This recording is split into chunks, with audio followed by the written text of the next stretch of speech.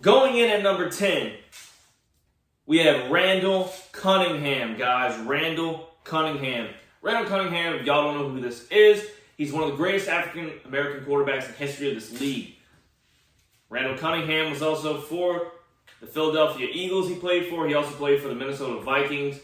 He was one of the greatest quarterbacks in the history of the league for this reason. He was one of the most athletic, and he came in with this mindset of, you know how Patrick Mahomes and Aaron Rodgers, they do sidearms, they run a lot, they're like a hybrid quarterback.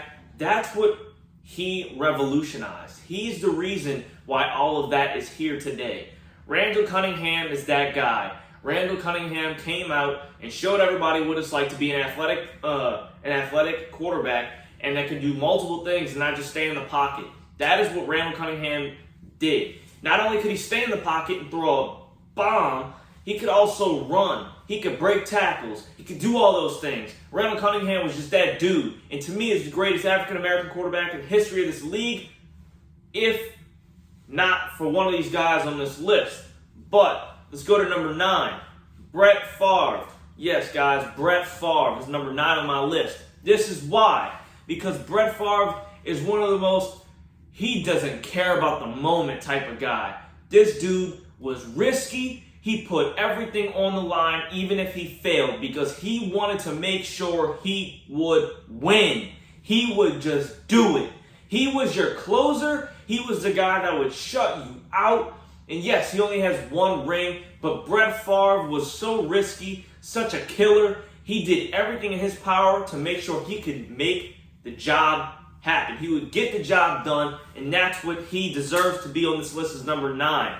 He also had tons of records until Peyton Manning and Drew Brees and Tom Brady broke it, but Brett Favre was the one that had all those records. And yes, he does have the most interceptions thrown due to his riskiness. But that's why he's number 9 on this list. He's not higher than that. You got to go to number 8, and that's Steve Young. Steve Young, guys.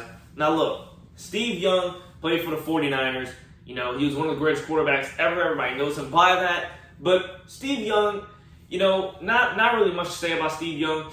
You know, everybody knows that he's one of the greatest. He did his thing, and, you know, not much to say about Steve Young, you know. Number 7 on my list is John Elway. John Elway, high intangibles, you know. He's got a few rings, and he put in the work. He put in the work. He played for the Denver Broncos, put in a lot of work. He had Shannon Sharp, if you don't know him by, Undisputed. He also was an NFL player. He's in the Hall of Fame. He's one of the greatest tight ends in the history of this league. And that was one of John Elway's greatest targets. John Elway won with him, and John Elway consistently got to the Super Bowl, and, you know, he did his thing, and he deserves to be on this list, definitely. He's number 7 on my list. High intangibles to be on this list, 100%. We're going to go 6 is Dan Marino. All right, Dan Marino. I just got to say this about Dan Marino, okay? Everybody's going to be like, why? He has no rings. You're right, he does have no rings. But Dan Marino is also one of the greatest throwers of the football. He has such a great spin on the football. I've never seen a football have that great of a spin from any other quarterback in the history of this league. He threw the ball exceptionally well, high intangibles, great guy. He never played on a good team. With the Dolphins, never really had a good Super Bowl contending team. And that's just, he got screwed over in the end. But he was a really great and talented quarterback. Deserves all the love and respect from me and from everyone else that has ever watched football and in the history of this league. 100%, we got to give kudos to Dan Marino. Next up is number 5, and that is Patrick Mahomes. Patrick Mahomes, ladies and gentlemen. It's Patrick Mahomes. Look, a lot of people are going to be like, why is he this high on your list already? Here's why. Because Patrick Mahomes has only been in the league for a few years. He's already got 2 Super Bowls. He's got 4 or 5 AFC championship games, okay? He has gotten there all years as a starting quarterback, okay? Every single year, he was a starting quarterback. He made sure he was in the AFC championship game. He was their leader. He is just that guy. He's got 2 rings. He never fails. He's always there, and he just is getting started. He might not even be in his prime yet. He's one of the most athletic quarterbacks in the history of this league. Like I said earlier about Randall Cunningham, he is one of those guys that followed along with being an athletic quarterback. That's somebody that can do multiple things, could be a hybrid on the field, not just a pocket basher, but could run around and throw the ball, trick your defense. He is that type of guy. He is that skilled, and he deserves to be on this list. Definitely, he is number 5 because of what he's done in this time period in his career, and he's got much more to go, but he ain't 4. He ain't in the top 4, baby. Give it to me. Drew Brees. Drew Brees. Yeah, right here, my man, Drew Brees. This is why. Because Drew Brees is the most accurate quarterback in the history of the National Football League. Drew Brees was the most accurate. Every throw, precise. Precision passing. He is that dude. He's only got 1 ring because he never really had great defenses. When he was in his prime with the Saints, he had pretty decent offenses, but his defenses were so bad that they could never really get a good run in the playoffs. But when they did have a good defense and they did have a good offense, they won the Super Bowl in great fashion, beating out Peyton Manning and the Colts. He did it perfectly. And you know what? He deserves all the kudos and all respect from everyone that's ever watched football because Drew Brees is the most most accurate quarterback in the history of this league and deserves to have that credit to his name. He is just an outstanding dude, you know? And I think he deserves to be 4 on this list. But he's not 3. He ain't 3, baby. He's not 3. We all know who 3 is. Peyton Manning.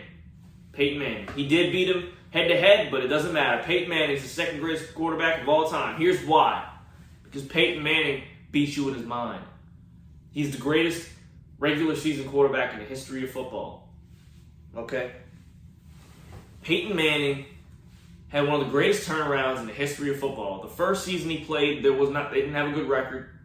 And then the season after that, the record was reversed. They came back and won so many games the season afterwards. He was a leader. He was respected. He was feared. And Peyton Manning is recognized as one of the greatest quarterbacks ever. He's also recognized as having a really long neck, but it doesn't matter because Peyton Manning is just that dude. He's that special. He's elite. And he will always be in the top 3 quarterbacks in the history of this league without a doubt. But he's not number 2. He's not in the top 2, baby. He's not in the top 2. And that's Joe Montana. Joe Montana is number 2. Joe Cool. Here's why Joe Montana is number 2. Because he's 4-0 in Super Bowls. He never lost. He never threw an interception in the Super Bowl in his life. Joe Montana is one of the greatest quarterbacks in the history of this league. Joe Montana was just that dude. Joe Cool. There's really not much to say about Joe Montana. Great quarterback, high intangibles, was recognized as the greatest quarterback ever until this guy, Tom Brady.